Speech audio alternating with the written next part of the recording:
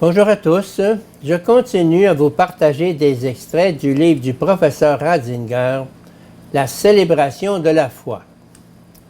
La forme définitive, suite. Ce qui est décisif pour ce type de sacrifice, c'est la confession d'action de grâce. Elle est, comme nous l'avons vu, liturgie sacrificielle de confession.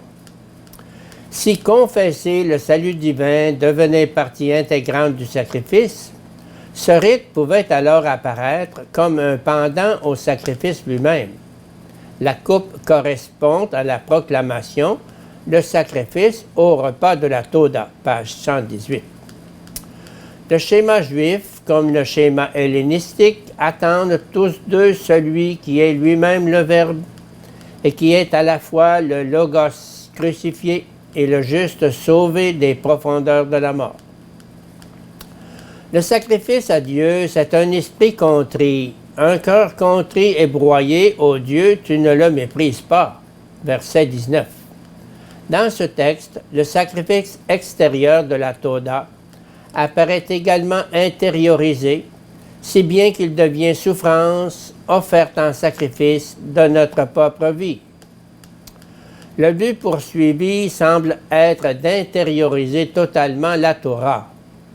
Ce n'est pas une critique raisonnée du sacrifice qui s'exprime dans ces psaumes, mais l'intégration totale de l'homme dans la réalité même du sacrifice, intégration enracinée dans la profonde piété qui se manifestait dans le sacrifice d'action de grâce, page 121.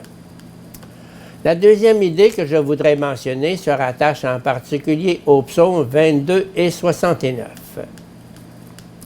La souffrance mortelle de Laurence se montre là poussée au paroxysme, au point d'atteindre la souffrance primordiale. Et de ce fait, la délivrance devait faire sauter toutes les limites de l'histoire et devenir le signe de l'éruption eschatologique de la Basileia. L'expérience fondamentale qu'a la piété de la Toda de la mort et du salut a été approfondie jusqu'à l'absolu dans une perspective apocalyptique, et la délivrance de la mort a conduit à la conversion du monde, à la participation des morts à la vie et à la proclamation éternelle du salut, psaume 22, 28 et suivant, page 121.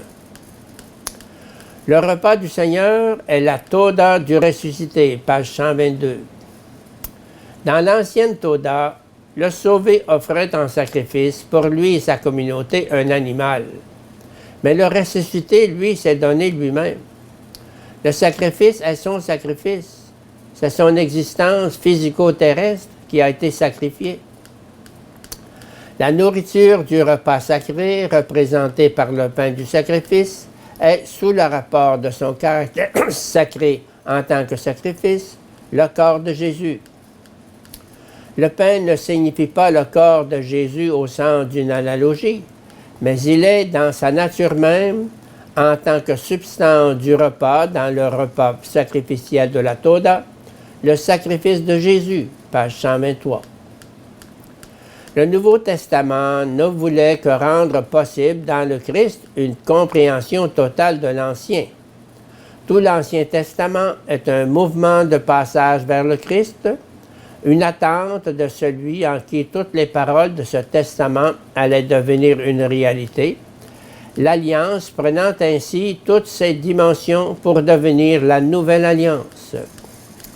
Et enfin, la signification de la présence réelle et la théologie intégrale de la liturgie pascale des chrétiens se voient donner leur fondement biblique et salvifique. Le résultat essentiel, à savoir le lien étroit entre sacrifice de la Toda et Eucharistie, entre piété de la Toda et Christologie, me paraît entièrement assuré.